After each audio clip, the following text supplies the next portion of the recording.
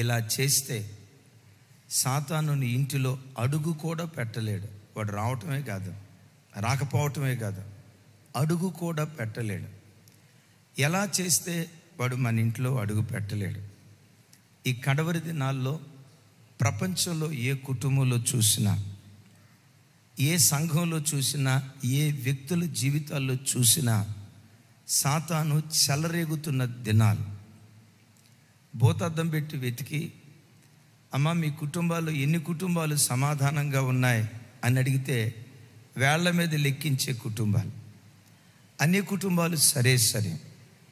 దేవుని ఎరగని, దేవుని ఆశ్రయించని సాతాను పాపపు పడగ నీడలో బ్రతికే వ్యక్తుల జీవితాలు సరే సరే. సరే, వారు సాతాను నీడలో బ్రతుకుతున్నారు, అందుకని వాళ్ళ బ్రతుకులు అలా అయిపోయాయి. అలాగని దేవుని దగ్గరకు వచ్చిన కుటుంబాలు, దేవుని నమ్ముకున్న కుటుంబాలు, దేవుని నమ్ముకున్న వ్యక్తులు, ఎన్ని కుటుంబాలు భూమి మీద నెమ్మదిగా బ్రతకగలుగుతున్నాయి, సమాధానంగా బ్రతకగలుగుతున్నాయి, దేవుడు కోరుకున్న స్థాయిలో ఎంతమంది బ్రతకగలుగుతున్నారు అని అడిగితే వేళ్ల మీద లెక్క పెట్టవచ్చు. లేకపోలేదు, వేళ్ల మీద లెక్క పెట్టవచ్చు. ఒకప్పుడు చాలామంది దేవుని కొరకు బ్రతికిన వాళ్ళు ఉన్నారు. కాలం గడిచే కొద్దీ ఆ సంఖ్య తరిగిపోతుంది అని చెప్పడానికి సందేహం లేదు. ఎందుకు ఇలా జరుగుతుంది? సాతాను ఎందుకు చివరికి క్రైస్తవ కుటుంబాలలో, సంఘాలలో, వ్యక్తుల జీవితాల్లో కూడా వాడు ఎందుకు దాడి చేస్తున్నాడు? వాడు మన ఇంట్లో అడుగు పెట్టకుండా ఉండాలంటే మనం ఏం చేయాలి? ప్రకటన గ్రంథం చూడండి, 12వ అధ్యాయం 12వ వచనం. నాతో కలిసి చెప్పండి. అందుచేత పరలోకమా, పరలోక నివాసులారా ఉత్సహించుడి, భూమి సముద్రమా మీకు శ్రమ. అపవాది తనకు సమయము కొంచెమే అని తెలుసుకొని బహుక్రోధము గలవాడై మీ వద్దకు దిగి వచ్చి ఉన్నాడని చెప్పాను. తలల పైకెత్తి నా వైపు చూస్తారా? 2 గుంపులు ఉన్నాయి. ఒకరికి ఉత్సాహం, మరొకరికి శ్రమ.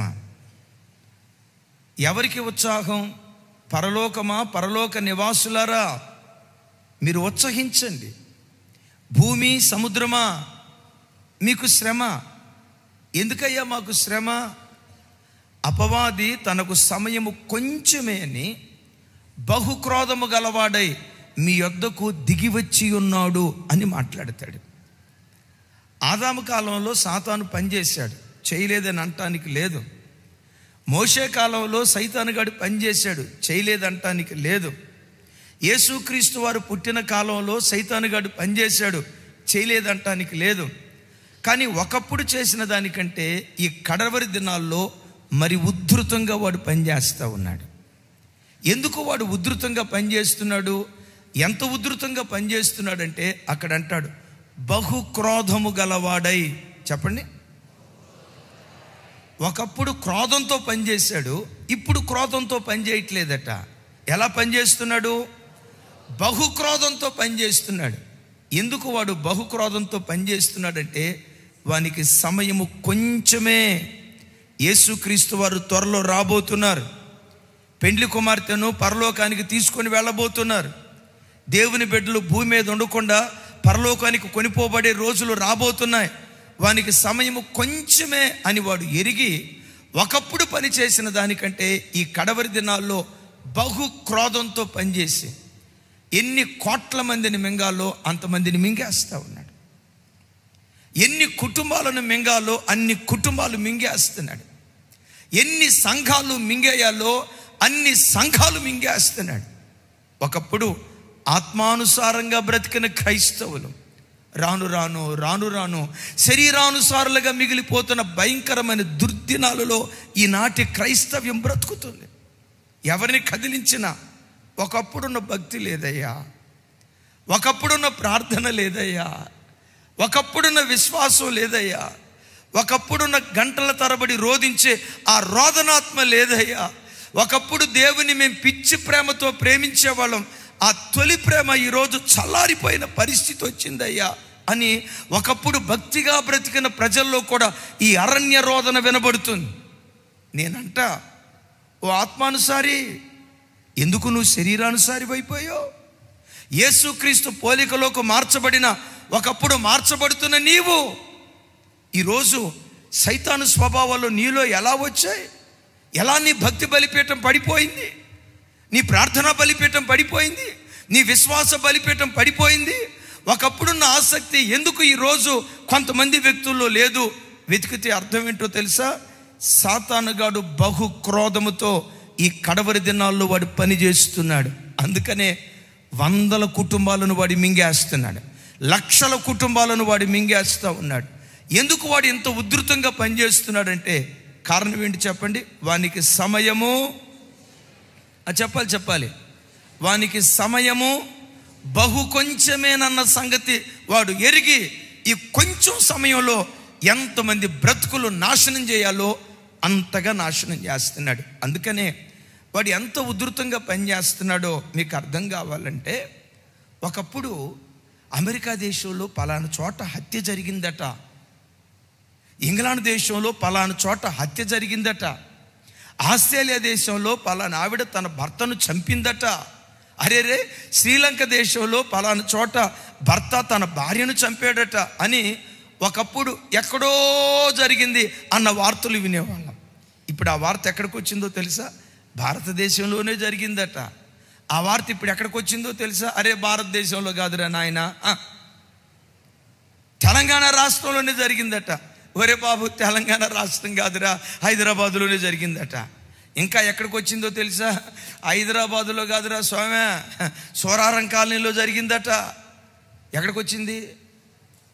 నేనంట, అది నీ నా ఇంటిలోకి రాకుండా తస్మాత్ జాగ్రత్తగా బ్రతుకుదుము గాక. పెద్దగా చెప్దాం ఆమేన్. తస్మాత్ జాగ్రత్తగా బ్రతుకుదుము గాక. మన ఇంటి పక్కనే జరుగుతుంది, మన ఇంటి ఎదురే జరుగుతుంది, మన ఇంటి వెనకే జరుగుతుంది. మనం బ్రతుకుతున్న కాలనీలోనే ఇంత ఘోరమైన కార్యం ఒకప్పుడు ఎక్కడో జరిగింది అనే వార్త విన్నాం. ఈరోజు మన ఇంటి ప్రక్కనే జరుగుతుంది అన్న వార్త వింటున్నాం. కారణం ఏంటో తెలుసా? సైతాను తనకు సమయము కొంచెమేనని ఎంతమంది కోట్ల మంది ప్రజలను నరకానికి లాగాలో వాళ్ళని ఈడ్చుకుంటూ వెళ్తున్నాడు, లాక్కుంటూ వెళ్తున్నాడు. చివరికి మనిషి అనేవాడు మాయమైపోయి, పేపర్లో చూస్తారు కదా, మానవ మృగం అనండి. విన్నారా ఈ పేరు ఎప్పుడైనా? టీవీ ఆన్ చేస్తే అదే కదా. ఇంకొక మాట కూడా అంటారు, మనిషి అనేవాడు మాయమైపోతాడు, మనిషి అనేవాడు మాయమైపోతున్నాడు. ఆ మధ్య కోతులన్నీ కలిసి దేవుని దగ్గరికి వెళ్ళినాయట. ఎప్పుడు వెళ్ళి ఎట్ట వెళ్ళి నన్ను అడగొద్దు. కోతులన్నీ కలిసి దేవునితో వాదన వేసుకోవటానికి కోతులన్నీ వెళ్ళినాయట. కోతులు రావటం చూసి దేవుడు అడిగాడట, కోతులారా ఏంటి మీరంతా గుంపుగా కలిసి వచ్చారు? వెంటనే కోతులు అన్నాయట, మాకు భూలోకంలో చాలా అవమానం జరిగిందండి, మా బాధ మా అవమానం మీతో పంచుకోవాలని వచ్చానండి అని కోతులు అన్నాయట. ఏం అవమానం జరిగింది మీకు? వెంటనే కోతులు అన్నాయట, అదే ఆ డార్విన్ ఉన్నాడే, చార్లెస్ డార్విన్, ఆడేమన్నాడంటే మనిషి కోతుల వంశంలో పుట్టాడు అన్నారు. మనిషి కోతుల వంశంలో పుట్టడం అనేది అది మాకు అవమానం అని కోతులు అన్నాయట. దేవుడు అన్నాడట, మనిషి కోతుల వంశంలో పుట్టాడనేది మీకు ఎంతో ఘనత కదా, మీకు ఎంతో గౌరవం కదా, ఇది మీకు ఎట్లా అవమానం అని అంటే, ఈలోపు ఒక కోతి అందట, సార్ ఆ నీచమైన నీతి లేని మనిషితో మా జాతిని పోలిస్తే అది మాకు అవమానం సార్ అని దేవునితో అన్నాయట. దేవుడు చూసి, అరే కోతిని మనిషితో పోల్చడం అది ఆస్కార్ అవార్డు కంటే గొప్పది కదా, నోబెల్ ప్రైజ్ కంటే గొప్పది కదా, ఇందులో మీరు అవమానపడేది ఏముంది?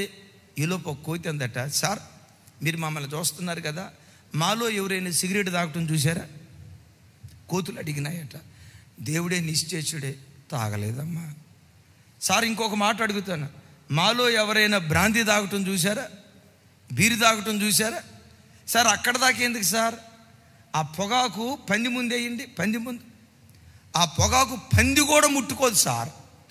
చివరికి పంది కూడా పొగాకు చూసి చీ అంటది. అదే ఈ మనిషి ఉన్నాడే, 2 ఏళ్ల మీద పెట్టుకొని 2 ఏళ్ల మధ్య ఆ పొగాకు పెట్టుకొని గట్టిగా ఒక దమ్ములాగి పొగదులుతాడు సార్. రైలు గొట్టంలో నుంచి వస్తుంది చూసారా, అట్లా ముక్కులో నుంచి వదులుతాడు సార్. పంది కూడా పొగాకు ముట్టుకోదు సార్. అలాంటిది ఆ పొగాకు ఈ మనిషి ముట్టుకుంటున్నాడు సార్. అలాంటి మనిషితో మమ్మల్ని బాల్చటం. దేవుడు చూసి, అరే ఇటు వాదన కాస్త కరెక్ట్గానే ఉన్నట్టుంది అని చూస్తూ ఉన్నాడు. ఈలోపు ఒక కోతి అందట, సార్ మిమ్మల్ని ఒక మాట అడుగుతా, ఎప్పుడైనా మా భార్యాభర్తలు మీరు కొట్లాడుకోవటం చూసారా అని కోతులు అడిగినాయట దేవుణ్ణి. దేవుడు చూసి, నేను మీరు కొట్లాడుకోవటం చూడలేదు, కానీ మీ కోతుల మధ్యలో ఎలాంటి ప్రేమ చూశానంటే, ఆడకోతి మగకోతి తలలో పేలి ఎతకటం, మగకోతి ఆడకోతి తలలో పేలి ఎతకటం. అబ్బాబ్బా, మీరు ప్రేమ ఆప్యాయతలకు మరో పేరు, ప్రేమ ఆప్యాయతలకు ప్రతిరూపం. మీరు భలే ప్రేమగా ఉంటారు సార్. ఇంత ప్రేమగా బ్రతికే మమ్మల్ని పట్టుకొని, అదిగో లోకంలో మనుషులు ఉన్నారే, పేరుకు భార్యాభర్తలు కానీ పాము మంగేశారు సార్, వాళ్ళతో మమ్మల్ని బాల్చటం మాకు. దేవుడు నిశ్చేషుడై చూస్తున్నాడట. మాకు అవమానం కలుగుతుంది సార్. మా ఇంట్లో ఎప్పుడైనా అత్త కోడలు కొట్లాడుకున్నట్టు మీరు చూసారా? మేము మా పిల్లలు కొట్లాడుకున్నట్టు చూసారా? అసలు మా పిల్లలు మమ్మల్ని పట్టుకునే విధానం, కోతి పిల్లలు కోతిని పట్టుకునే విధానం ఎట్లుంటుంది చెప్పండి? చూడలేదా? అస్సలు చూసారా? ఇక పట్టు అతను అట్లా పట్టుకొని ఉంటుంది. మేమెంత ప్రేమగా బ్రతుకుతామంటే, మాది లవ్లీ ఫ్యామిలీ సార్, మాది ఆప్యాయత అనురాగాలకు నిలయమైన ఫ్యామిలీ సార్. ఎంత ప్రేమగా బ్రతికే మమ్మల్ని పట్టుకొని అది మనిషి ఉన్నాడే ఆడితో బాలవటం మాకు అవమానం. డార్విన్తో గొడవ పట్టడానికి వచ్చామన్నారంట. చూసారా? నేనంట, ఎందుకు మనిషి కోతి ముందు కూడా ఎంత దిగజారిపోయాడో తెలుసా? చివరికి ఆ కోతులు అన్నాయట, సార్ మేము ఎప్పుడు అపవిత్రంగా బ్రతకమండే, ఈ మనుషులు బ్రతికినట్లుగా ఆ భార్యను వదిలిపెట్టి ఈవిడి దగ్గరికి, ఈవిడిని వదిలిపెట్టి ఆవిడ దగ్గరికి, ఇట్లాంటి తప్పుడు కార్యక్రమాలు మేము చేయం సార్. ఇలాంటి నీతి లేకుండా బ్రతికేటువంటి మనిషిని మా జాతితో పోల్చటం మా కోతుల జాతికి అవమానం సార్ అని అన్నాయట. ఇది వినటానికి కాస్త నవ్వొచ్చేటట్లుగా ఉందేమో, కానీ అంతకంటే దిగజారి మనుషుడు ఈరోజు భూమి మీద బ్రతుకుతున్నాడు. ఎందుకో తెలుసా?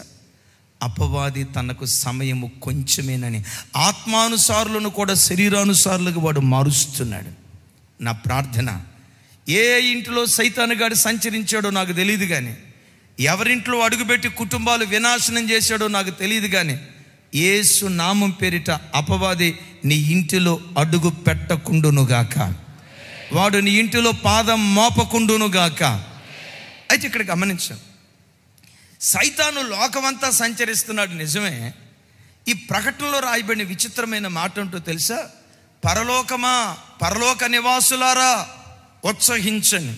సైతానుగాడు సంచరిస్తున్నాడు నిజమే, కానీ పరలోక నివాసులకి ఏంటట? ఉత్సాహం. భూమి, సముద్రమా మీకు శ్రమ అంటాడు. అంటే దాని అర్థం ఏంటో తెలుసా? సైతానుగాడు భూ సంబంధమైన వ్యక్తుల గుడారాల్లో అడుగు పెడతాడు, ఆత్మ సంబంధమైన వ్యక్తుల గుడారాల్లో వాడు అడుగు పెట్టలేడు. పర సంబంధమైన వ్యక్తుల గుడారాల్లో అడుగు పెట్టలేడు. వాడు అడుగు పెట్టలేడు కనుక అంటాడు, పరలోకమా, పరలోక నివాసులారా మీరు ఉత్సహించండి అని మాట్లాడతాడు. ఓ అద్భుతం! అషూరు రాజు సైతానుగా లోకంలో సంచరించే దినాలలో ఫిలిస్తీన్ల ఇంటిలో అడుగు పెట్టగలిగాడు, అమాలేకీల ఇంటిలో అడుగు పెట్టగలిగాడు, షబాయిము వారి గృహాల్లో ఇట్లా అనేక మంది అన్యుల గృహాల్లో అడుగుపెట్టి ఆ కుటుంబాలు నాశనం చేశాడు. కానీ అద్భుతం తెలుసా? హిజ్కియా యోధారాజుగా పరిపాలన చేస్తున్న దినాలలో అషూరు రాజుకు సింహ స్వప్నం హిజ్కియా రాజు. అషూరు సన్హరీబు రాజుగా పరిపాలన చేస్తున్న దినాలలో యోధా దేశంలో పొరపాటున అడుగు పెట్టలేకపోయాడు. అపవాది యోధా దేశంలో యెరూషలేములో అడుగు పెట్టకుండా హిజ్కియా ఎలాంటి జాగ్రత్త తీసుకున్నాడు? సైతానుగా పిలువబడుతున్న ఆ అషూరీయుల రాజు మన ఇంట్లో అడుగు పెట్టకుండా మనం ఎలాంటి జాగ్రత్త తీసుకోవాలి? అద్భుతమైన వర్తమానం. దినవృత్తాంతాలు 2వ గ్రంథం చూడండి, 32వ అధ్యాయం 1వ వచనం నుండి. అందరూ మీ బైబిల్ తెరిచి చూడండి. బహు విలువైన వర్తమానం.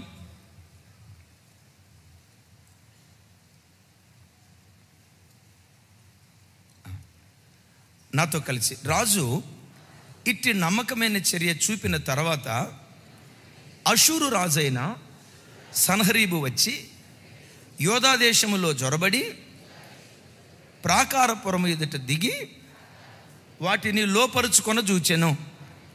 సన్హరీబు దండెత్తి వచ్చి యెరూషలేము మీద యుద్ధము చేయను ఉద్దేశించి ఉన్నాడని హిజ్కియా చూచి, పెద్దగా చెప్పాలి, పట్టణపు బయటనున్న ఓటల నీళ్లను అడ్డగింపవలని తలచి తన అధిపతులతోనూ పరాక్రమశాలులతోనూ యోచన చేయగా వారు అతనికి సహాయం చేసిరి. బహుజనులు పోగై అషూరు రాజులు రానేలా, విస్తారమైన జలము వారికి దొరకనేలా అనుకొని ఓటలన్నిటినీ దేశము మధ్య గుండా పారుచున్న కాలువలను అడ్డిరి. పెద్దగా చెప్పాలి. 5వ వచనం. మరియు రాజు ధైర్యము తెచ్చుకొని పాడైన గోడ యావత్తు కట్టించి గోపురము వరకు దానిని ఎత్తు చేయించి బయట మరి ఒక గోడను కట్టించి దావీదు పట్టణములో మిల్లో దుర్గమును బాగు చేయించెను. మరియు ఈటెలను డాళ్లను విస్తారముగా చేయించెను. మొదటి వచనం ఒకసారి నా వైపు చూడండి. రాజు ఇట్టి నమ్మకమైన చర్య జరిగించిన తర్వాత అద్భుతం. 31వ వచనం, 31వ అధ్యాయంలో, 30వ అధ్యాయంలో, 29వ అధ్యాయంలో హిజ్కియా జరిగించిన కార్యాలు అద్భుతం, అమోఘం. అతని తండ్రి ఆహాజు దేశాన్ని దిగంబరిగా చేస్తే హిజ్కియా ఆ దేశాన్ని ఆభరణభూషితురాలిగా మార్చాడు. దావీదు కాలములో కూడా జరగనంతగా పస్కా పండుగను అద్భుతంగా జరిగించాడు. ఇంకో విచిత్రం ఏంటో తెలుసా? పాత నిబంధనలో ఎక్కడైనా పస్కా పండుగ 7 రోజులే జరిగేది, కానీ హిజ్కియా కాలంలో 14 రోజులు జరిగింది. అంటే ఎవరూ బ్రతకలేనంత భక్తిగా బ్రతికాడు. ఇట్టి నమ్మకమైన చర్య చేసిన తర్వాత హిజ్కియా మీద యుద్ధం చేయటానికి సన్హరీబు వచ్చాడు అని రాస్తుంది. నేనంట నమ్మకమైన చర్య పూనిన తర్వాత దేవుడు వచ్చి ఆశీర్వదించాడు అని రాస్తే బాగుండేది. నమ్మకమైన చర్య పూనిన తర్వాత దేవుడు వచ్చి దీవించాడు అని రాస్తే బాగుండేది. కానీ ఇక్కడ రాయబడిన మాట ఏంటో తెలుసా? ఇట్టి, మొదటి వచనం, రాజు ఇట్టి నమ్మకమైన చర్య చూపిన తర్వాత అషూరు రాజైన సన్హరీబు యుద్ధం చేయటానికి వచ్చాడు. ఒకసారి నా వైపు చూడండి. నమ్మకమైన చర్య జరిగించిన వ్యక్తిని దీవించటానికి దేవుడు రావాలా? యుద్ధం చేయటానికి శత్రువు రావాలా? ఏమండి, నమ్మకమైన వానికి దీవెనలు మెండుగా కలుగుతాయి అని వాక్యంలో రాయబడింది కదా. ఇంత నమ్మకంగా బ్రతికితే దీవించడానికి దేవుడు రావాలి. దేవుడు రాకపోగా అఫ్కోర్స్ దేవుడు దీవించాడు, అది వేరే సంగతే. ఇంత నమ్మకమైన చర్య పూనిన తర్వాత కూడా హిజ్కియా రాజుతో యుద్ధం చేయటానికి శత్రువు వచ్చాడు. ఇక్కడ మనం నేర్చుకునే పాఠం ఏంటో తెలుసా? నువ్వెంత నమ్మకంగా బ్రతుకుతున్నా, నేనెంత నమ్మకంగా బ్రతుకుతున్నా, ఎక్కడ దొరుకుతామని ప్రతి క్షణం నిన్ను పట్టుకోవటానికి వాడు ప్రయత్నం చేస్తాడు. విన్నారా? నేను భక్తిగా బ్రతుకుతున్నాను కాబట్టి ఇక నా ఇంటి దరిదాపులకు వాడు రాడు అని అనుకోవటానికి వీల్లేదు. నువ్వెంత నమ్మకంగా బ్రతుకుతున్నా, ఎంత భక్తిపరుడిగా బ్రతుకుతున్నా, ఎంత ప్రార్థనాపరుడిగా బ్రతుకుతున్నా, ప్రతి క్షణం ఎక్కడ నువ్వు దొరుకుతావని నిన్ను నన్ను మింగాలని వాడు ప్రయత్నం చేస్తాడు. నమ్మకమైన చర్య పూనినప్పుడు శత్రువు యుద్ధం చేయటానికి వచ్చాడు. అప్పుడు హిజ్కియా ఏం చేశాడంటే, ఆ ప్రాకారం చుట్టూతా అషూరు సైన్యము గుడారాలు వేసుకొని ఉంటే ఈ గుడారాలు వేసుకున్నటువంటి సైన్యం ఇక్కడ ఉండకుండా ఇక్కడి నుంచి వాళ్ళు వెళ్ళిపోవాలంటే సహజంగా మనిషి బ్రతకటానికి నీళ్లు కావాలి కదా, త్రాగటానికి నీళ్లు కావాలి కదా. అది ఎడారి ప్రాంతం. మనకలాగా ఎక్కడ పడితే అక్కడ బావులు ఉండో, ఎక్కడ పడితే అక్కడ నీటి ఓటలు ఉండో. ఎక్కడో ఓ చోట నీటి ఓట ఉంటుంది, ఓ 100-200 కిలోమీటర్ల దూరంలో కాలువలు ఉంటాయి. ఈ స్థలంలో అద్భుతం ఏంటంటే యెరూషలేములో నుండి ఒక కాలువ ప్రవహిస్తూ ఉంటుంది. ఆ కాలువ ప్రాకారం దాటి, అదే గీహోను కాలువ అంటారు, ఆ కాలువ ప్రాకారం దాటి అటువైపు వెళ్తుంది. సరిగ్గా కాలువ ప్రవహించే ఆ ప్రాంతంలోనే అష్షూరీయులు ముట్టడి వేశారు. అప్పుడు హిజ్కియా ఏం చేశాడంటే, మన దేశంలో నుండి బయలుదేరే ఓటలు వాళ్ళు త్రాగి అక్కడ గుడారాలు వేసుకొని తాగి వాళ్ళు బలపడి తర్వాత మన మీద యుద్ధానికి వస్తారు. ఇప్పుడు వాళ్ళు అక్కడ ఉండకుండా ఉండాలంటే, మన మీద యుద్ధానికి రాకుండా ఉండాలంటే, వాళ్ళు జీవించడానికి ఆధారమైన నీళ్లు వాళ్ళకు దొరకకుండా మనం ఏదో ఒకటి చెయ్యాలని ఏం చేశాడో తెలుసా? ఆ నీళ్లకు అడ్డుకట్ట వేసి ఆ నీళ్ల డైరెక్షన్ మార్చి ఆ కాలువలో నీళ్ళు అట్లు ప్రవహించకుండా ఆ నీటి ఓటను అడ్డగించాడు. క్రైస్తవ జనమ, కొన్ని సందర్భాల్లో సైతానుగాడు మన ప్రాకారం దాకా వస్తాడు, కానీ ఇంటిలోకి రాలేడు. నీవు అవకాశం ఇస్తే తప్ప. ఈ మాట బాగా పట్టుకోండి. నేను అవకాశం ఇస్తేనే లోపలికి వస్తాడు, కానీ అవకాశం ఈనంతసేపు దొంగలాగా ప్రాకారం బయటే ఉంటాడు. నేనంట, దేవుని అనుమతి లేకుండా నీవు అవకాశం ఇవ్వకుండా అపవాది పొర్రపాటున నీ ఇంటిలో అడుగు పెట్టలేడు. యోబు ఇంటిలో అపవాది అడుగు పెట్టగలిగాడా? చెప్పాలి గట్టిగా. యోబు ఇంటి చుట్టూతా దేవుడే వేశాడు. యోబు ఇంటి చుట్టూతా దేవుడు కంచేశాడు. ఆ కంచె దాటి శత్రువు రాలేకపోయాడు. దేవుడు తీస్తే వచ్చాడు, లేదా నీవు అవకాశం ఇస్తే వాడు వస్తాడు. నేనంట, మనలో నుండి బయలుదేరే ఓటలే సైతాను గారిని బ్రతికించి, అవి వింటున్నారా? మనలో నుండి బయలుదేరే ఓటలే సైతాను గారిని బ్రతికించి వాడు మనలోనికి రావటానికి కారణమవుతాయి, మన ఇంటిలో అడుగు పెట్టడానికి కారణమవుతాయి. గన్ షాట్గా ఒక మాట చెప్తాను. పాపానికి నువ్వు తలుపులు వేస్తే సాతానుకు నువ్వు తలుపులు వేసినట్టే లెక్క. సాతాను నీ దగ్గరికి రాకుండా ఉండాలంటే పాప సంబంధమైన గుణాలు ఏవైతే ఉన్నాయో వాటికి నువ్వు తలుపులు వేస్తే వాడు నీ ఇంటిలో అడుగు పెట్టలేడు. పాప సంబంధమైనవి ఏవైనా నీలో ఆ ఓటలు బయలుదేరాయా, ఆ ఓటలు త్రాగి వాడు బలపడి నిన్ను నన్ను నాశనం చేయటానికి మన ఇంటిలో అడుగు పెడతాడు. వాడు మన ఇంట్లో అడుగు పెట్టకుండా ఉండాలంటే చెప్పండి, మనం చేయాల్సిన మొట్టమొదటి పని ఏంటి? పాపానికి తలుపులు వేసేయాలి, అపవిత్రతకు తలుపులు వేసేయాలి. దీన్ని గుర్చే ఎఫెసీ పత్రికలో అపోస్తలుడైన పౌలు గారు మాట్లాడుతూ అంటాడు, చూడండి 4వ అధ్యాయం 25వ వచనం నుండి 29వ వచనం వరకు. మరియు ఒకరికొకరము అవయవములమై ఉన్నాము గనుక మీరు అబద్ధమాడుట మాని ప్రతివాడు తన పొరుగువానితో సత్యమే మాట్లాడవలెను. కోపపడుడి కానీ పాపము చేయుకుడి. సూర్యుడు అస్తమించే వరకు మీ కోపము నిలిచి ఉండకూడదు. అపవాదికి చోటివ్వకుడి. దొంగిలించువాడు ఇక మీదట దొంగిలించక. 29 నెక్స్ట్. వినువారికి మేలు కలుగునట్లు అవసరమును బట్టి క్షేమాభివృద్ధికరమైన అనుకూల వచనమే పలుకుడు, కానీ దుర్భాష ఏదైనను మీ నోట రానివ్వకుడి. కొంచెం తలలపైకెత్తి నా వైపు చూస్తారా? నీలో నుంచి అబద్ధం అనే ఓట బయలుదేరిందా? అపవాదికి నువ్వు చోటిచ్చినట్టే లెక్క. అపవిత్రత అనే ఓట బయలుదేరిందా? అపవాదికి నువ్వు చోటిచ్చినట్టే లెక్క. కోపం అనే ఓట బయలుదేరిందా? అపవాదికి నువ్వు చోటిచ్చినట్టే లెక్క. నీ నోట దుర్భాషలు వచ్చాయా? అపవాదికి నువ్వు చోటిచ్చినట్టే లెక్క. ఎంతోమంది దేవుని బిడ్డలుగా పిలువబడుతున్నా కొందరిలో నుండి అబద్ధం అనే ఓట బయలుదేరి సైతాను గారిని బ్రతికిస్తూ ఉన్నారు. నోరు తెరిస్తే అబద్ధం, నోరు తెరిస్తే అబద్ధం. బాబు నీ జీతం ఎంత? 41,000 అండి. వాస్తవంగా పే స్లిప్ చూస్తే 14,000. ఈ ముందున్న ఒకటి చెవరేసాడు అంతే.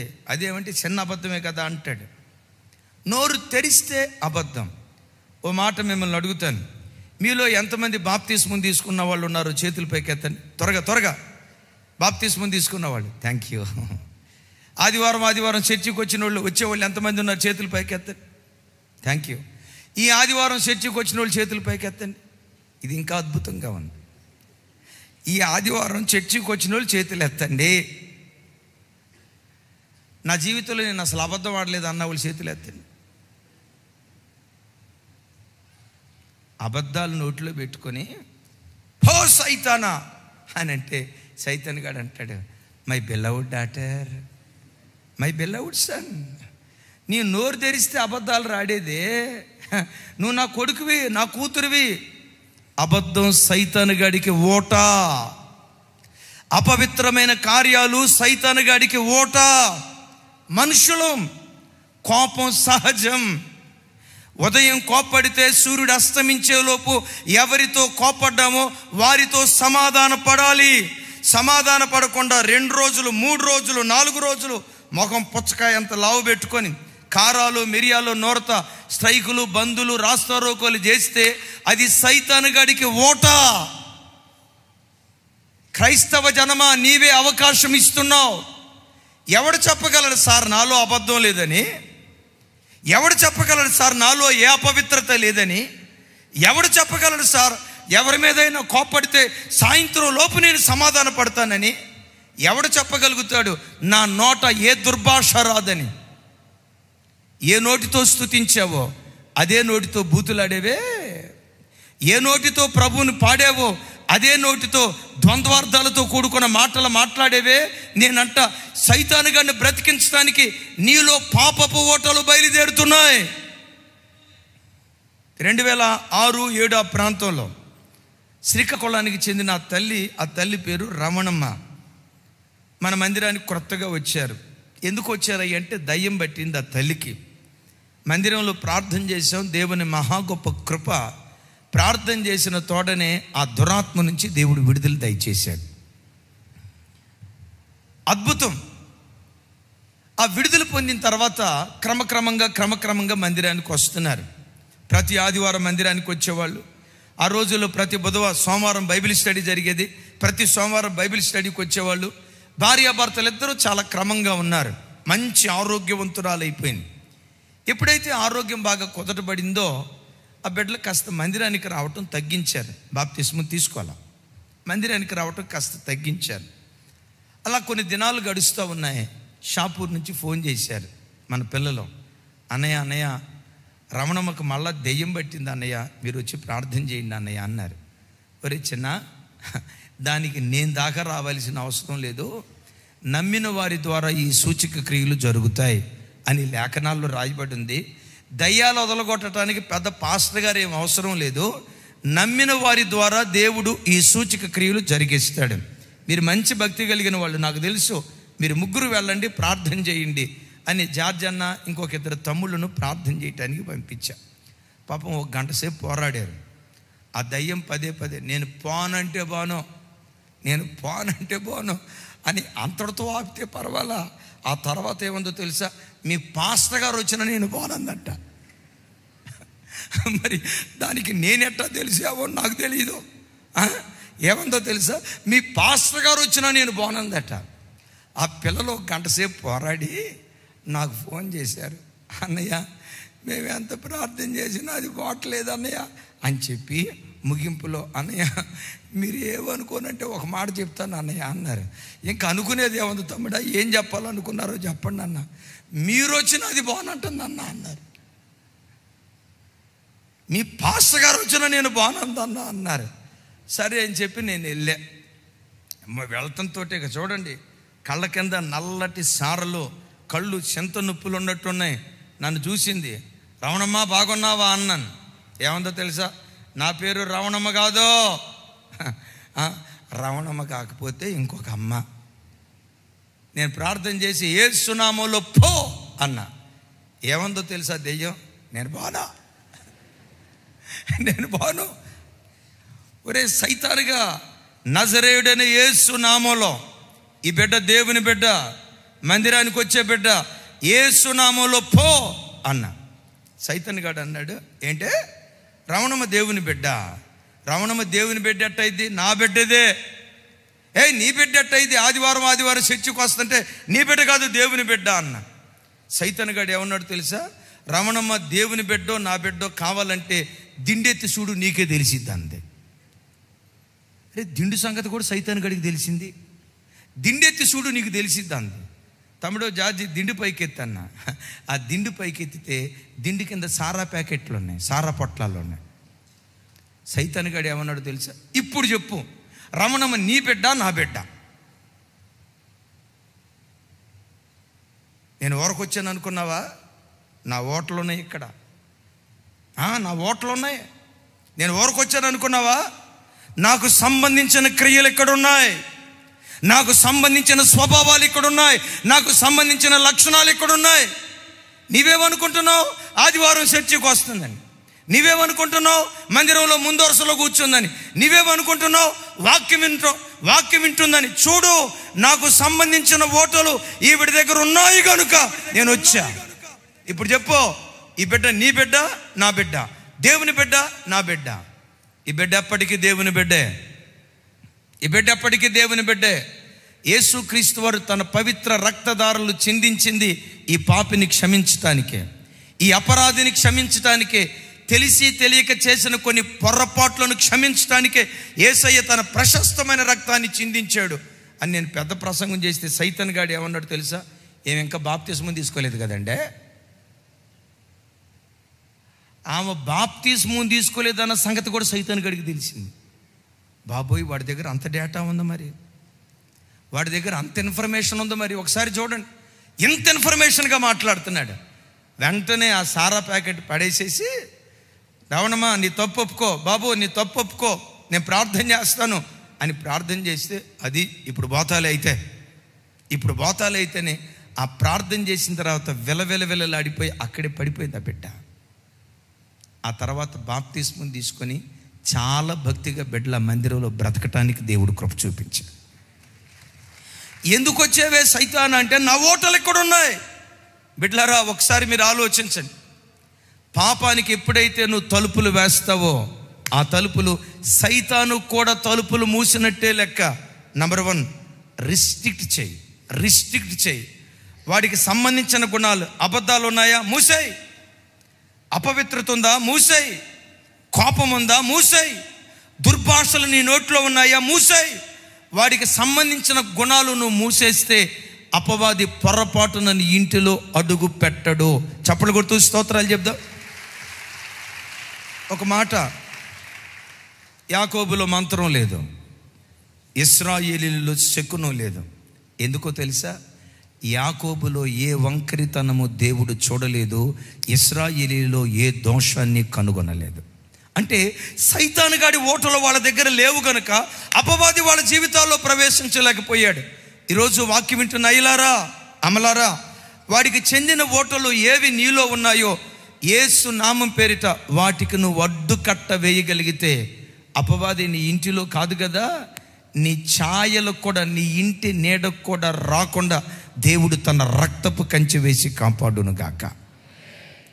నంబర్ 2, హిజ్కియా ఏం చేశాడు చూడండి. 32వ అధ్యాయం 5వ వచనం.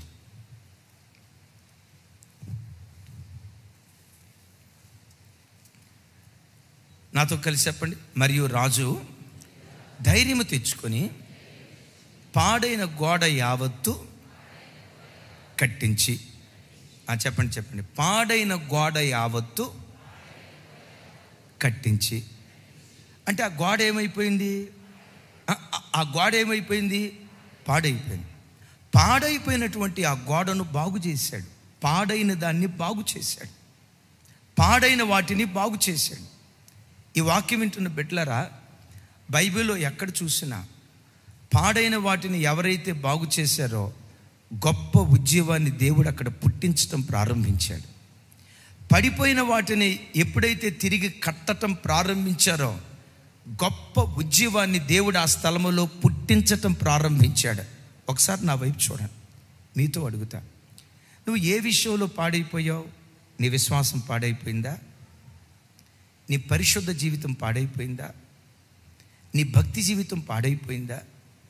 ఒకప్పుడు బ్రతికినంత ఆ భక్తి, విశ్వాసము, ఆ ప్రేమ ఈ రోజు నాలో లేదయ్యా. పడిపోయిన స్థితిలో ఉన్నాను, పాడైపోయిన స్థితిలో ఉన్నాను, నెరలిచ్చిన స్థితిలో ఉన్నాను, పాడైపోయిన స్థితిలో ఉన్న ఆత్మీయ స్థితి ఉంది. ఒకవేళ పాడైన స్థితిలో ఉంటే ఎందుకు పాడైపోయింది అని దేవుడు అనడం.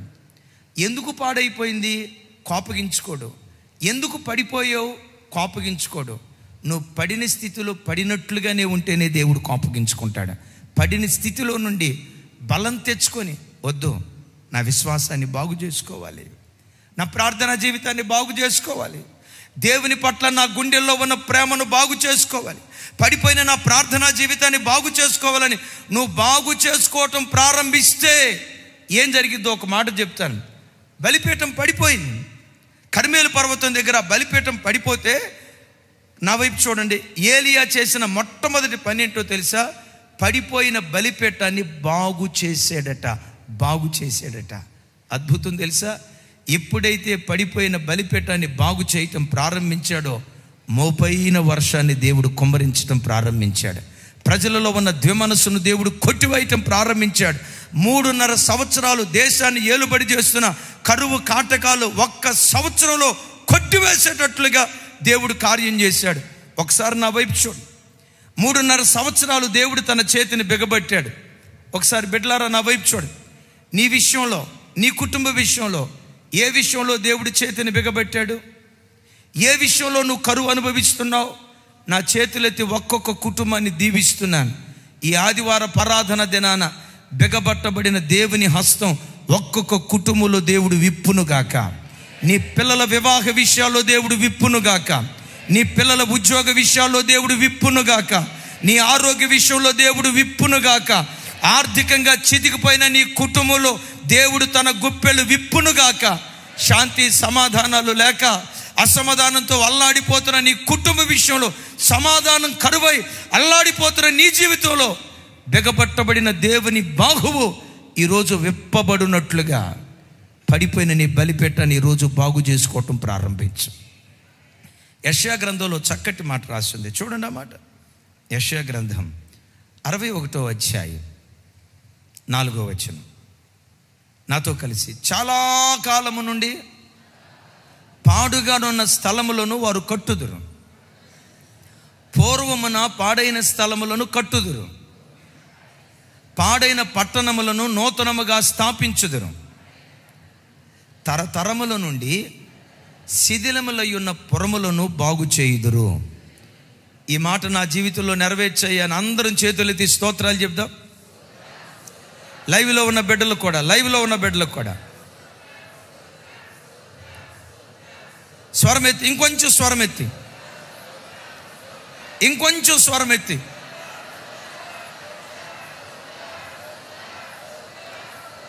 ఆమెన్. అవి పాడైన స్థలాలట. ఎప్పుడు పాడైనవి? నిన్న మొన్న కొత్తగా కాదు, చాలా కాలము నుండి. ఈ వాక్యం వింటున్న తమ్ముడా, మందిరానికి వచ్చి చక్కగా కూర్చున్నావు, నా దృష్టికి బాగానే ఉన్నావు. నీ ఆత్మీయ బలిపీఠం చాలా సంవత్సరాల క్రితం పడిపోయిందా? చాలా సంవత్సరాల క్రితం ఆత్మీయతను కోల్పోయి దేవుని మందిరానికి రావాలి గనుక ఆచారంగా వచ్చిన వ్యక్తిగా దేవుని సన్నిధిలో కనబడుతున్నావా? పూర్వకాలం, చాలా సంవత్సరాల క్రితం, తరతరాల సంవత్సరాల క్రితం నీ ఆత్మీయ బలిపీఠం పడిపోయి పేరుకు బ్రతుకున్నావనే కానీ చచ్చిన స్థితిలో ఈరోజు ఆరాధనకు వచ్చావా?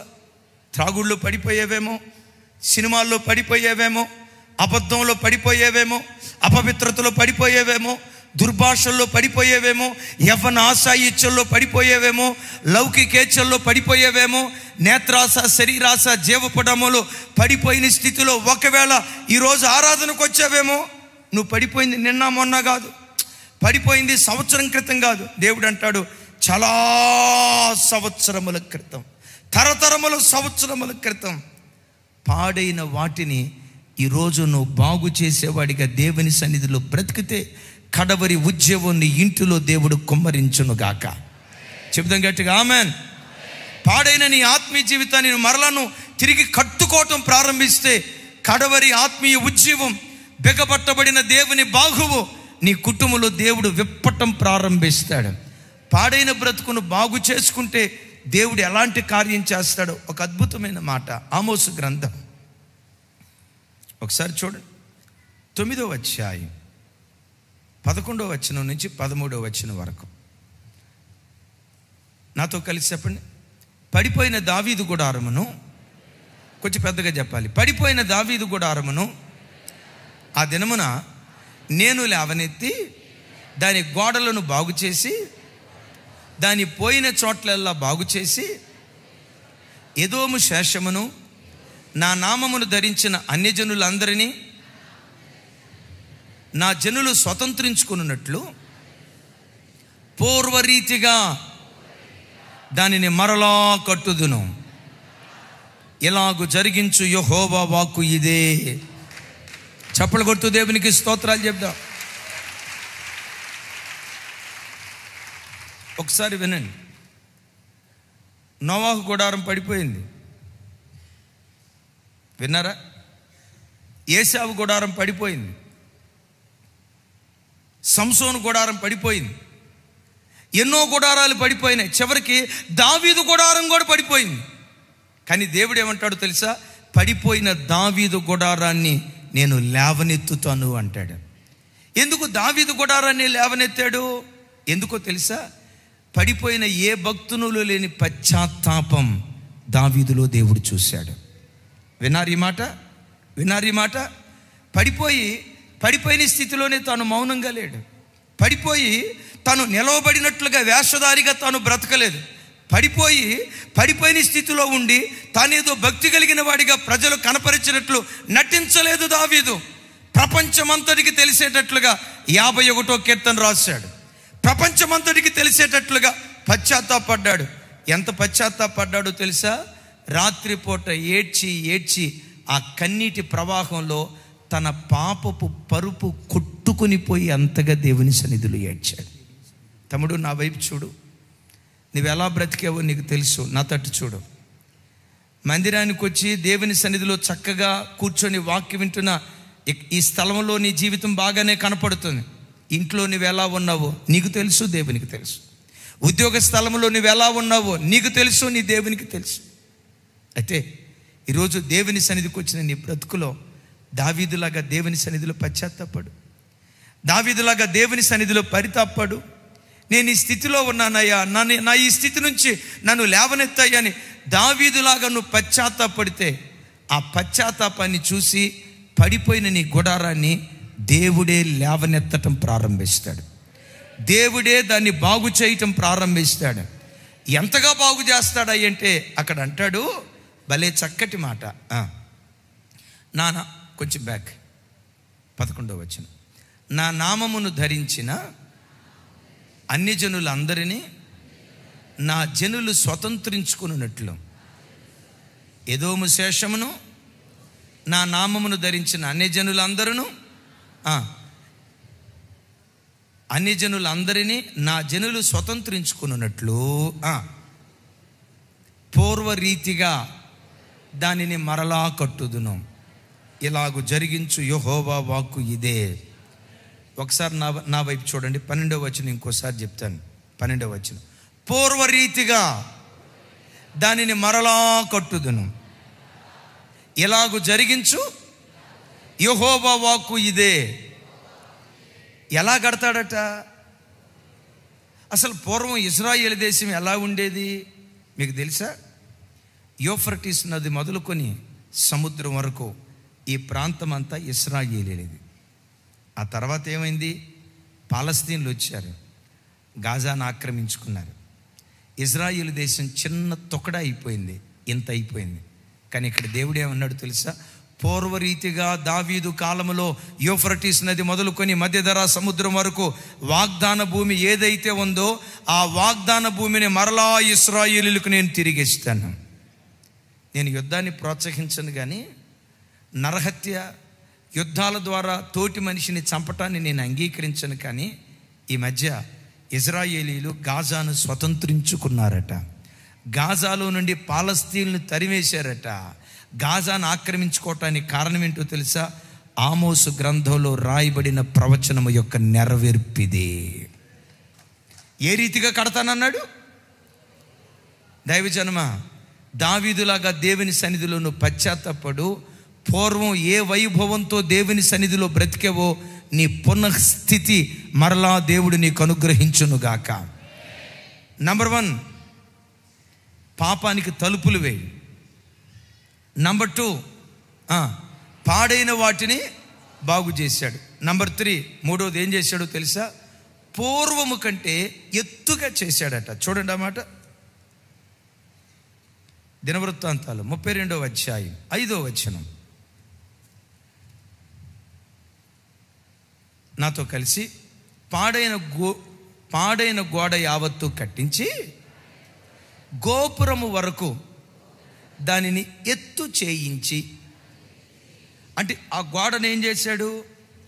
మునుపొంద ఇంత ఎత్తు, కానీ అంతటితో ఆపలా. చెప్పండి, ఏం చేశాడు? ఇంకొంచెం ఎత్తు చేశాడు. అపవాది నా ఇంటిలో అడుగు పెట్టకుండా ఉండాలంటే నీ ఆత్మీయ అంతస్తును పెంచుకునేటువంటి వాడిగా ఉండాలి.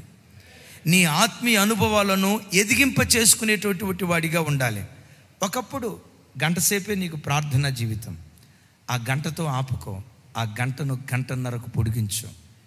గంటన్నరే నీ ప్రార్థనా జీవితం. ఆ గంటన్నరని ఇంకొక అర్ధగంట నీ ఆత్మీయ అనుభవాలను రోజు రోజుకు నువ్వు పెంచుకుంటూ వెళ్ళే వ్యక్తిగా ఉంటే అపవాది ఆ గుడారాల్లో పొర్రపాటును అడుగు పెట్టడు. యేసయ్యకు మహిమ కలుగును గాక. ఇప్పుడు అషూరు రాజు యోధా దేశం మీద దాడి చేయటానికి వచ్చినప్పుడు, ఆ ఉత్తరాన్ని పంపించినప్పుడు హిజ్కియా మాట్లాడిన మాటలు ఒకసారి చూడండి ఒకసారి. యెషయా గ్రంథం 37వ అధ్యాయం 3-4 వచనాలు.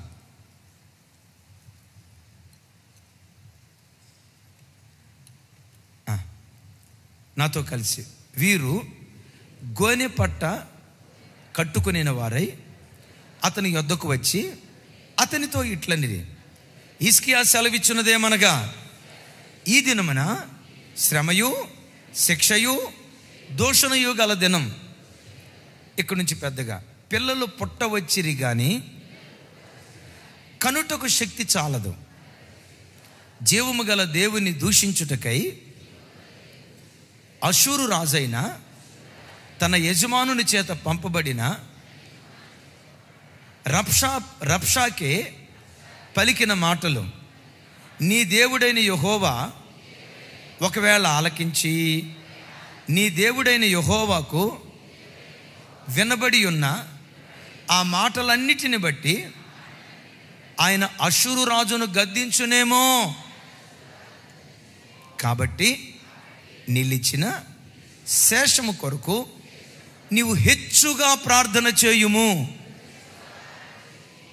ఏమన్నాడు చివరిలో చెప్పండి? ప్రార్థన చేయుము అనలా, ఏమన్నాడు? అంటే హెచ్చుగా ప్రార్థన చేయటం అంటే ఏంటి? ఇంతకు మునుపు చేసేవయ్యా, ఇంతకు మునుపు చేసినట్లు కాదు, అంతకంటే కాస్త హెచ్చుగా ప్రార్థన చేయయ్యా. అషూరు అనే అపవాది మన దేశంలో అడుగు పెట్టడం. పిల్లలను కనుటకు సమయం వచ్చింది, కానీ కనటానికి శక్తి సరిపోవట్లా. ఈ మాట విన్నారా? పిల్లలను కనే సమయం వచ్చింది. తమ్ముడు, ఆ వచనం చూపించు. పిల్లలు పుట్టవచ్చిరి కానీ కనుటకు శక్తి చాలదు. తల్లులు నా వైపు చూడండి. తల్లి ప్రసవించేటప్పుడు ఆ పురిటి నొప్పులతో బాధపడేటప్పుడు మంత్రసాని ప్రక్కనే ఉండి ఒక మాట అంటుంది. ఏమంటుందో తెలుసా? అమ్మ, ఇంకొంచెం బలంగా నొప్పులు తీయమ్మా, ఇంకొంచెం బలంగా నొప్పులు తీయమ్మా, ఇంకొంచెం బలం కూడగట్టుకుని నొప్పులు తీయమ్మా, నీకు సుఖమైన ప్రసవం జరుగుతుంది అని అంటుంది. ఆ మాట మీరు విన్నారా? ఇంకొంచెం బలంగా నొప్పులు తీయని అంటే విడుదల సమీపంగా ఉంది, కానీ విడుదల దొరకట్లా. దైవజనమా, నీ జీవితంలో ఎన్ని సంవత్సరాలు బట్టి ఏడుస్తున్నావో ఆ ఏడ్పుకు విడుదల సమయం దేవుడు త్వరలో నీకు అనుగ్రహించబోతున్నాడు. త్వరలో నీకు విడుదల అనుగ్రహించబోతున్నాడు. ఏ విషయమై అంగలారుస్తూ కొన్ని నెలలు సంవత్సరాలు బట్టి దేవుని సన్నిధిలో రోదన చేస్తూ వచ్చావో ఆ రోదన నుంచి విడుదల పొందటానికి విడుదల సమయం చాలా త్వరలో ఉంది. అయితే నువ్వేం చేయాలో తెలుసా? హెచ్చుగా దేవుని సన్నిధిలో నువ్వు ప్రార్థన చేయాలి. పెద్దగా చెప్దాం ఆమేన్. ఈరోజు కొన్ని చోట్ల పరిస్థితి ఏంటో తెలుసా? ఒకప్పుడు ఇంత ఎత్తు ప్రార్థనా జీవితం ఉంటే ఈసారి దిగిపోతుంది, ఆ తర్వాత దిగిపోతుంది, ఆ తర్వాత దిగిపోతుంది. కానీ దేవుడు ఏమంటాడు? హెచ్చుగా ప్రార్థన చేయి, హెచ్చుగా ప్రార్థన చేయి. దైవజనమా, అపవాది మన గుడారాల్లో అడుగు పెట్టకుండా ఉండాలంటే నీ ప్రార్థనా స్థాయిని పెంచుకో, నీ ప్రార్థనా సమయాన్ని పెంచుకో, నీ వాక్య ధ్యాన సమయాన్ని పెంచుకో. ఎప్పుడైతే ఆధ్యాత్మిక అనుభవాలు ఒకప్పుడు 30 ఉంటే ఆ తర్వాత 60 రావాలి. ఒకప్పుడు 60 ఉంటే ఆ తర్వాత 100 ఆత్మీయ అనుభవానికి ఎప్పుడైతే నీ ఆత్మీయ అంతస్తును పెంచుకుంటూ ఉంటావో అపవాదికి అవకాశం లేకుండా ఆ ప్రార్థన ద్వారా దేవుడు బలమైన ప్రాకారాన్ని కట్టునుగాక. గట్టిగా చెప్తాం ఆమేన్. 4వది ఆఖరి మాట చెప్తాను. 3rd సెషన్లో దీన్ని కంటిన్యూషన్ చేస్తాను. చూడండి ఆ మాట 32వ అధ్యాయం 5వ వచనం. నాతో కలిసి, మరియు రాజు ధైర్యము తెచ్చుకొని పాడైన గోడ యావత్తును కట్టించి గోపురముల వరకు దాన్ని ఎత్తు చేయించి, దాన్ని ఎత్తు ఏం చేశాడు? మన ప్రార్థన ఎత్తును ఏం చేయాలి? మనం దేవుని సన్నిధిలో గడిపే సమయాన్ని ఏం చేయాలి? అందుకనే యెషయా గ్రంథంలో పదే రాసి ఉంటుంది, రాజమార్గమును ఎత్తు చేయుడి, రాజమార్గమును ఎత్తు చేయుడి, రాజమార్గాన్ని ఎత్తి చేయుడి. మన ఆధ్యాత్మిక అనుభవాలను రోజు రోజుకు ఎత్తు చేసుకుంటూ వెళ్ళిపోవాలి. యేసయ్యకి మహిమ కలుగును గాక. సరే, ఆ గోడను ఎత్తు చేయటమే కాదు, ఆ తర్వాత ఏం చేశాడో తెలుసా? బయట మరి ఒక గోడను కట్టించి, చెప్పండి ఒకసారి, బయట అంటే లోపల ఇంతకు మునిపే ఉంది ఒక గోడ, దాని తర్వాత ఏం చేశాడట? బయట మరి ఒక గోడ. మీకు అర్థం కావాలంటే మనకు హైదరాబాద్ చుట్టూత రింగ్ రోడ్డు ఉంది కదా, దాన్ని ఏమంటారంటే ఔటర్ రింగ్ రోడ్ అంటారు. ఏమంటారు చెప్పండి? ఉందా outer ring road? Outer ring road ఉంది, రైట్, మంచిది, సంతోషం. ఆ తర్వాత ఈ మధ్య ఒక తాజా వార్త, ఔటర్ రింగ్ రోడ్డుకి ఇంకా కాస్తంత దూరంలో RRR రీజనల్ రింగ్ రోడ్, విన్నారా? ఇప్పుడు కట్టబోతున్నారట. ఔటర్ రింగ్ రోడ్ ఒకటి ఉంది కదా, ఇది ఒక ప్రాకారం అనుకోండి. ఇస్కియా ఏం చేశాడంటే దీనితో ఆపకుండా ఇలాంటిదే మరి ఒక గోడను చుట్టూతా కట్టించినట్లుగా, అంటే డబల్ ప్రొటెక్షన్. ఈడొక గోడ ఉంది, ఈ గోడకు తోడు మరొక బలమైన గోడ బయట కట్టించాడు. నా వైపు చూడు. దీని అర్థం ఏంటో తెలుసా? నువ్వు బలమైన ప్రార్థనా పరురాలివి. నీ ఇంటిలో మరొకరిని నీలాంటి బలమైన ప్రార్థనా పరులుగా తయారు చేయి. అలా తయారు చేసేవా, అపవాది నీ ఇంట్లో అడుగు పెట్టడు. నువ్వు భక్తి కలిగిన వాడివి.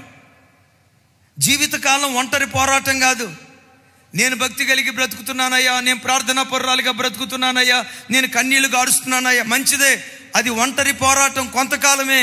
కానీ దేవుడి స్థలంలో అంటాడు, నీలాంటి భక్తి కలిగిన వారిగా నీ కుమార్తెను చేయి, నీలాంటి భక్తి పరుడుగా నీ కుమారుని తయారు చేయి, నీలాంటి కన్నీటి ప్రార్థనా పరుడుగా నీ పిల్లలను తయారు చేయగలిగితే ఈ గోడకు తోడు రెండవ గోడ ప్రొటెక్షన్ అయితే, ఒకడు 1000 మందిని తరిమితే ఇద్దరు 10,000 మందిని తరవటానికి దేవుడు కృప చూపిస్తాడు. ఈరోజు ఏ కుటుంబంలో చూసిన సింగిల్ గోడే, ఏ కుటుంబంలో, నా మాటలు అర్థమవుతున్నాయా? ఏ ఇంటిలో చూసిన సింగిల్ గోడే. మా అమ్మ ప్రార్థనా పర్రాలన్నా, మా అమ్మ ప్రార్థనా పర్రాలన్నా, మా అమ్మ ప్రార్థన, ప్రైజ్ గాడ్, అమ్మ ప్రార్థనా పరురాలే. మరి నీ సంగతి ఏంటి తమ్ముడా? నువ్వు కూడా అమ్మలాగా ప్రార్థనా పరుడుగా మారు. డబల్ ప్రొటెక్షన్ వస్తుంది. అపవాది పొరపాటున నీ ఇంటిలో అడుగు పెట్టకుండా కవచంగా దేవుడు దాన్ని మార్చేస్తాడు. ఉన్న గోడ కాకుండా బయట మరి ఒక గోడను కట్టించాడట. అందుకనే కీర్తనలో ఒక అద్భుతమైన మాట రాస్తుంది, చూడండి. 127వ కీర్తన 4వ వచనం 5వ వచనం. నాతో కలిసి చెప్పండి. యవన కాలమందు పుట్టిన కుమారులు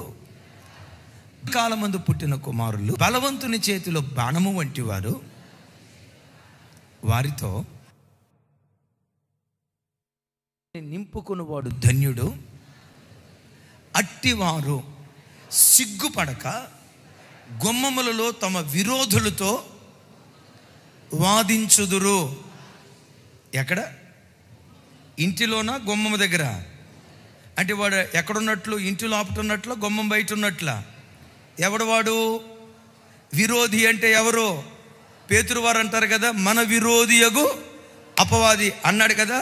విరోధియగు అపవాది గుమ్మం అవతలు ఉన్నాడు, గుమ్మం అవతలు ఉన్నాడు. ఈ గుమ్మం లోపట ఉన్న ఆయనట విరోధులతో వాదిస్తున్నాడట. సైతానుగా నువ్వు నా ఇంట్లోకి రావడానికి అవకాశం వెళ్ళిపో అని వాదిస్తున్నాడట.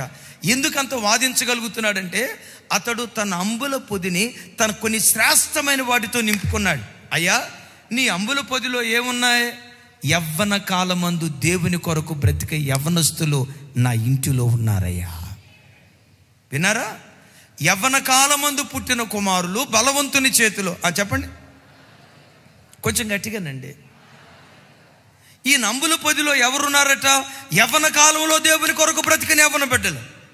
యవ్వన కాలంలో లోకాన్ని ద్వేషించి, చీకటిని ద్వేషించి, యవ్వన కాలంలో దేవుని కొరకు బ్రతకాలని తీర్మానం చేసుకున్న యవ్వన బిడ్డలు ఆ ఇంట్లో ఉన్నారు గనుక ఆ యవ్వన బిడ్డల బలాన్ని బట్టి అపవాది ఆ ఇంటిలో అడుగు పెట్టలేకపోతున్నాడు. అమ్మా నాన్న ఒక గోడ అయితే యవ్వన బిడ్డలు బయట రెండవ బలమైన గోడగా ఇంటికి నిలవబడ్డారు. విరోధి ఆ ఇంటిలో అడుగు పెట్టలేకపోతున్నాడు. తెలుసా, అమ్మా నాన్నలు వారు యవ్వన వయసులో నడి వయసులో ఉన్నప్పుడు ఆ కుటుంబాల్లో సైతానుగాడు ప్రవేశించాల. ఎప్పుడైతే వారి కుటుంబంలో పుట్టిన యవ్వన బిడ్డలు, వారి కుటుంబంలో పుట్టిన బిడ్డలు యవ్వన వయసుకు వచ్చారో, యవ్వన బిడ్డలు చేసిన అక్రమాన్ని బట్టి, యవ్వన బిడ్డలు జరిగించిన అపవిత్రమైన కార్యాలను బట్టి, యవ్వన బిడ్డలు చేసిన రోత బ్రతుకును బట్టి, ఒకప్పుడు కాపుదల కలిగిన కుటుంబాలు కాపుదల కోల్పోయి సాతాను సింహాసనం వేసుకొని ఆ కుటుంబాలను పాలించే కుటుంబాలుగా కొన్ని కుటుంబాలు మారిపోయాయి. ఎంతోమంది బయట లోకంలో చూస్తూ ఉంటే చాలామంది చెప్పే మాట, అయ్యా అయ్యా ఈ పిల్లలు మా ఒడిలో ఉన్నప్పుడు ఎంత సంతోషపడ్డామో, వీళ్ళు యవ్వన కాలానికి వచ్చిన తర్వాత ఇలాంటి వాడు పుట్టకుండా ఉంటే పోయి, ఇలాంటి కుమార్తె పుట్టకుండా ఉంటే పోయిద్దని రోజు మేము ఏడుస్తున్నామయ్యా. ఎందుకమ్మా అంతే ఏడుస్తున్నారు? ఒకప్పుడు పరలోకానికి ప్రతిబింబంగా మా కుటుంబం ఉండేది. ఈరోజు పరిస్థితి ఏంటో తెలుసా? కంటి నిండా నిద్రపోయి ఎంతకాలం అవుతుందో, కడుపు నిండా భోజనం చేసి ఎంతకాలం అవుతుందో, హృదయం నిండా సంతోషంతో ఆనందపడి ఎంతకాలం అవుతుందో. ఎందుకు? విరోధి చెలరేగుతున్నాడు. ఎందుకు విరోధి చెలరేగుతున్నాడు? యవ్వన కాలములో సాతాను చేతిలో వాడబడే యవ్వనస్తులు ఆ ఇంటిలో ఉండటాన్ని బట్టి సాతాను ఆ ఇంట్లో సంచరిస్తున్నాడు. తమ్ముళ్ళారా, నా వైపు చూడండి, ఒక అద్భుతం. నీ నిండు యవ్వన కాలంలో నువ్వు సైతానుగాడి వైపు చూడకుండా నీ యవ్వన జీవితాన్ని క్రీస్తు బలిపీఠ మీద పెట్టు. నీ యవ్వన ఆశా ఇచ్చలను క్రీస్తు బలిపీఠ మీద పెట్టు. ఇక మీదట ఏ అపవిత్రమైన కార్యం నా జీవితంలో జరగకుండా, నా తల్లిదండ్రులు తలదించుకునే పని ఏది నేను చేయకుండా, మీ నామానికి అవమానం కలగకుండా నా జీవితాన్ని భక్తిగా కాపాడుకుంటానయ్యా, నా యవ్వన జీవితాన్ని నీకు సమర్పించుకుంటానయ్యా అని యవ్వన కాలములో దేవుణ్ణి సాక్షిగా బ్రతకటం ప్రారంభించు. విరోధులతో గుమ్మం దగ్గరే దేవుడే వాదులాడి వాడిని పారద్రోలటం ప్రారంభిస్తాడు. అపవాది పొరపాటుని ఇంట్లో అడుగు పెట్టలేడు. ఏ ఇంట్లో అడుగు పెట్టలేడో తెలుసా? యవ్వన కాలమందు పుట్టిన కుమారులు ఏ ఇంటిలో ఉంటారు, యవ్వన కాలము నుంచి దేవుని కొరకు బ్రతికే పిల్లలు ఏ ఇంటిలో ఉంటారో ఆ ఇంటిలో దుష్టుడు పొరపాటున అడుగు పెట్టడం. హిజ్కియా పాత గోడను బాగు చేశాడు, దాన్ని ఎత్తు చేశాడు, అంతటితో ఆపలా. చెప్పండి ఏం చేశాడు? ఏలియా ఎలీషా అనే మరొక గోడను తయారు చేశాడు. సేవ రెండంతలు అద్భుతంగా జరిగింది. ఎలీషా మరొక గోడను తయారు చేయలేకపోవటాన్ని బట్టే సేవ చల్లారిపోయింది. విన్నారా? పౌలు మరొక గోడ తిమోతిని తయారు చేశాడు. అద్భుతం. తిమోతి కాలంలో కూడా అద్భుతంగా సేవ జరిగింది. నేను అంటాను, పౌలు గోడగా ఉండి తనతో ఆపలేదు, మరొక గోడను తయారు చేశాడు. విన్నారా? మోషే ఒక గోడ, తను చనిపోయే క్షణాలకు ముందుగానే మరి ఒక గోడ యెహోషువను తయారు చేశారు. మోషే జరిగించిన దానికంటే మహిమ కలిగిన పని యెహోషువ జరిగించాడు. ఒకసారి నేను అంటా, నా వైపు చూడండి. అమ్మా, నీలో ఉన్న భక్తి నీ పిల్లల్లో చూడగలుగుతున్నావా? నీ కుమార్తెలో చూడగలుగుతున్నావా? నీలో ఉన్న భక్తి నీ తర్వాత సంఘానికి వచ్చే కొత్త విశ్వాసుల్లో చూడగలుగుతున్నావా? సంఘానికి నువ్వు గోడగా ఉన్నావు, నువ్వు ఉండటం కాదు, సంఘానికి కొత్తగా వచ్చే ప్రజలను కూడా ఒక్కొక్కరిని ఒక్కో దుర్భేద్యమైన కోటగోడగా మనం కట్టగలిగితే, వారిని మార్చగలిగితే, మన సంఘంలో కానీ మన ఇళ్లల్లో కానీ అపవాది పొర్రపాటున అడుగు పెట్టడు. అలాంటి దుర్భేద్యమైన కోటగోడలు మన ఇంటి చుట్టూతా కట్టుకునే, మన సంఘం చుట్టూతా కట్టుకునే కృప దేవుడు మనందరికీ దయచేయునుగాక.